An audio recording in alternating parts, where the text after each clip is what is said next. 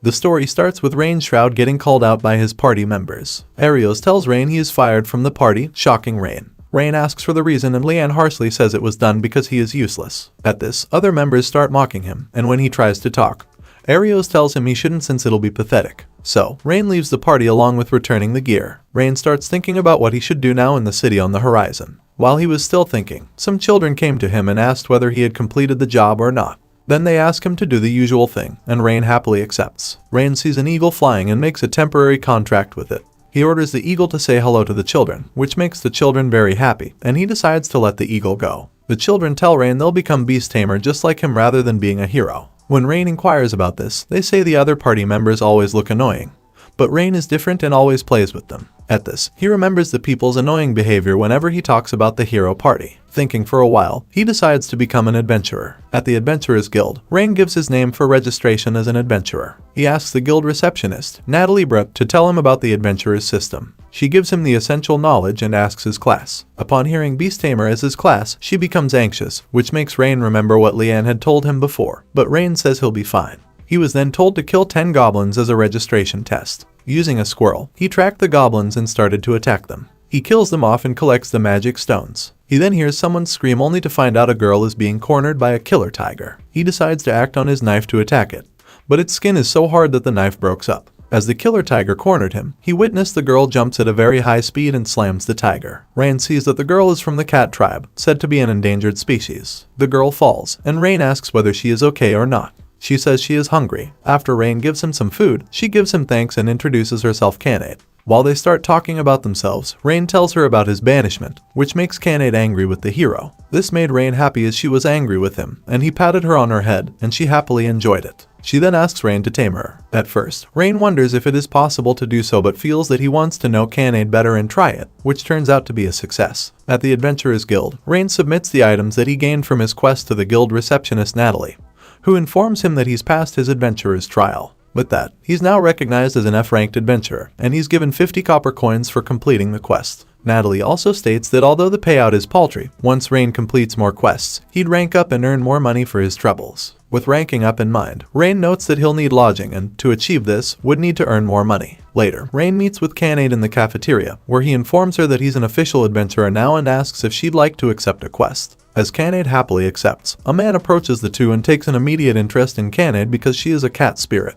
When the man tries to court Kanade, she refuses him, claiming that she belongs to Rain because he's her tamer. Finding it hard to believe, as cat spirits is one of the ultimate species, the man challenges Rain to an arm wrestling contest with Kanade as the prize. Despite his hesitancy, Rain accepts the challenge and instantly wins, much to his surprise. Just then, Natalie arrives and, after observing the situation, apologizes to Rain and notes that the guild was aware of the man's antics and was considering suspending his license. Taking care of the man, Natalie formally apologizes on behalf of the guild. However, her inner voice leaks out when she asks Rain how he managed to tame Kanade. This makes both Rain and Kanade shudder in fear, and Natalie regains her composure and takes away the man. Once Natalie is out of the picture, Rain wonders how he became so strong, and Kanade explains that once he made a contract with her. As a result, his thereby strength amplified. Rain's strength is believed to be as strong as Kanade's, and Rain is a bit surprised by this as no one back in his village had this experience before. Excited to take on a new job, Kanade's hopes are extinguished when they do herb gathering again. Kanade complains that they should be doing a more extravagant job. However, Rain explains that because of his F rank, they're only allowed to complete basic jobs. Although psyched to do her best so they could gain more experience and rank up, Rain forms a temporary contract with some horned rabbits to collect their quota of herbs. As despondent over this as Kanade was, she hears screaming off in the distance, and Rain suggests they check it out.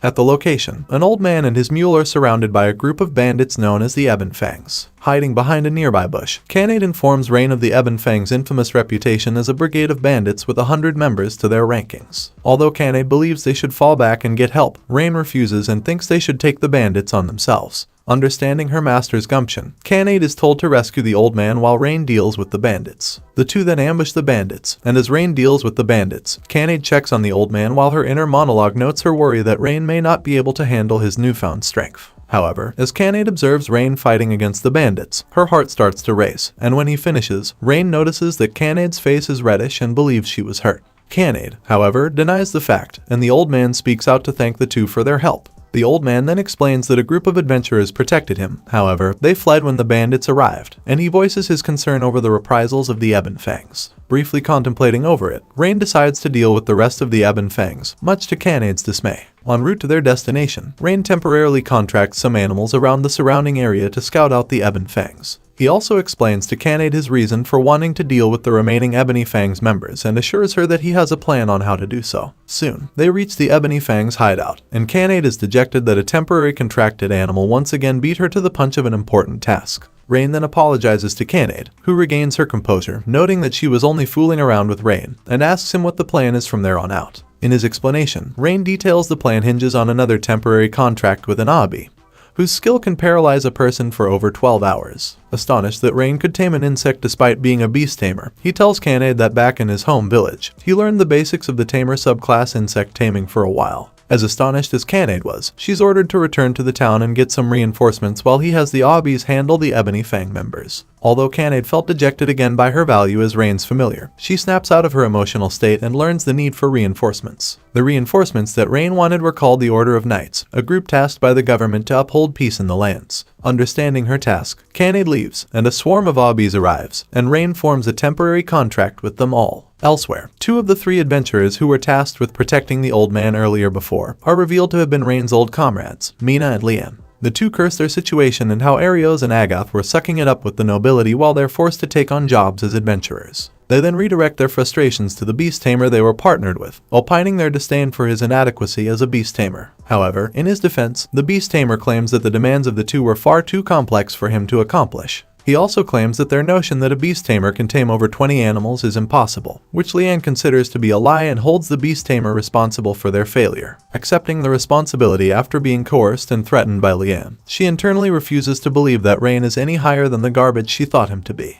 Returning to Rain's side, his Abis deal with the remaining Ebony Fangs members and Kanade arrives with reinforcements. As the reinforcements handle the paralyzed bandits, Rain notices that only adventurers are there and not a single member of the Knights of Order. One of the reinforcements reveals that the Knights of Order had no time to deal with a bunch of cutpurses. At that moment, a trio of berserk king lizards break through their wooden cage and attack the Ebon Fang members and then Rain. Through the combined efforts of Rain and Kanade, they manage to take down the monsters, allowing the adventurers to carry the Ebony Fang members out of the area. Eventually, Rain and Kanade exit the Ebony Fang's base with Kanade holding onto the King Lizard's magical stones, and they're then praised for their accomplishment by their fellow adventurers. The praise sits well with Rain, who recalls being kicked out of Ario's party for being useless and is thankful for Kanade's help. Although Kanade was elated that they have actual beds to sleep on, Rain was flabbergasted that they have to share a room together thanks to the innkeeper. Rain's narration explains how after they turned in the bounty on the Ebony Fangs, they were recalled to the Adventurers Guild. There, Natalie informs Rain he's been promoted from F rank to E rank, and they were given a sizable reward for their efforts. With their rewards, they purchased new equipment, celebrated by having a fancy dinner together, and finally ended up in their current predicament.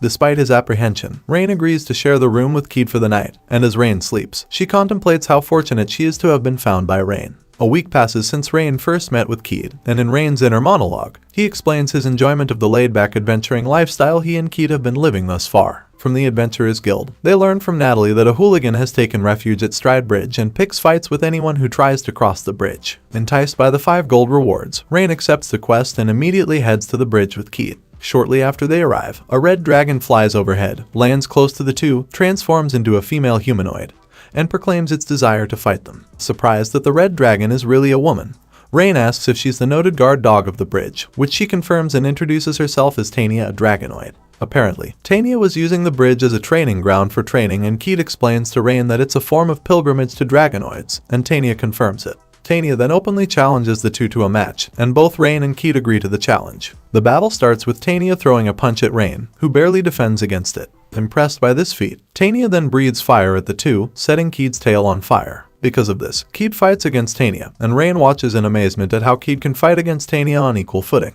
To help Keed, Rain tries to attack Tania, but she catches Rain as he soars in the air, grabs Keed, and throws them into the air while preparing to breathe fire at them again. However, they manage to dodge the attack by working together, earning Tania praise. Noting the difficulty of facing off against Tania and how he needs to fight like a beast tamer, Rain asks Keed to buy him 3 minutes to prepare. Without hesitation, Keed agrees to help and faces off against Tania as Rain forms a temporary contract on a bird and asks it to call for reinforcements. After this, Rain takes over, and with the birds he contracted, They attack Tanya, who becomes immobilized after they attack her. Rain then reveals that the birds are called Pedo, and their plumage is poisonous. Tanya surrenders, incapable of fighting further, and Rain asks her to come with them. Questioning what would happen if she refused, Rain answers that he doesn't know but comments on what a fix he'd be in if Tanya doesn't comply. Amused by the response, Keed pokes Tanya into submission, making her agree to the demand. Afterward, Rain and Keed report back to Natalie at the Adventurers Guild, and before Tanya can introduce herself, Rain stops her and abruptly leaves the guild in a hurry. Outside, Tanya draws attention to herself, and both Rain and Keed stop her from revealing she's a dragonoid.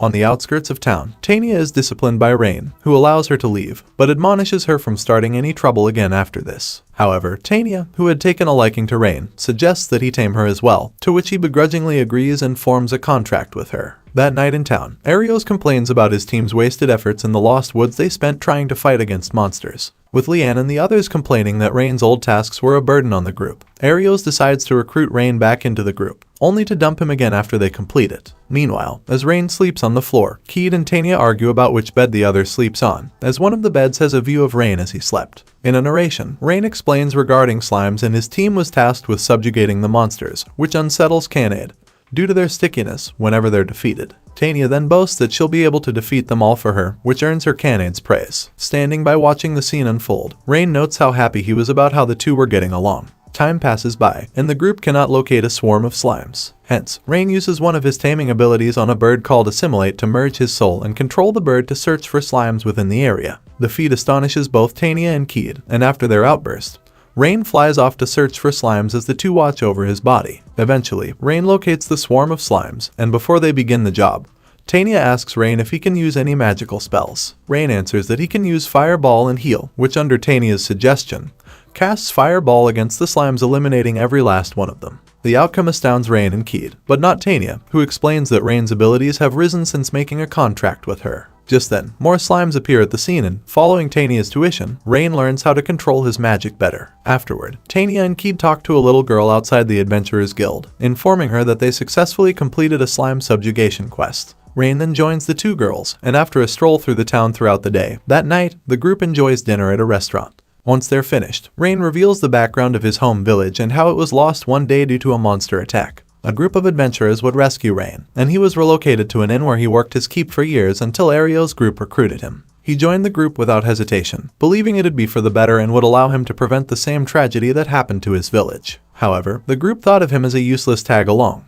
leading to his dismissal from the hero's party. Hearing this story saddens both Tanya and Canaid, but they note their fury against the hero party for how they treated Rain.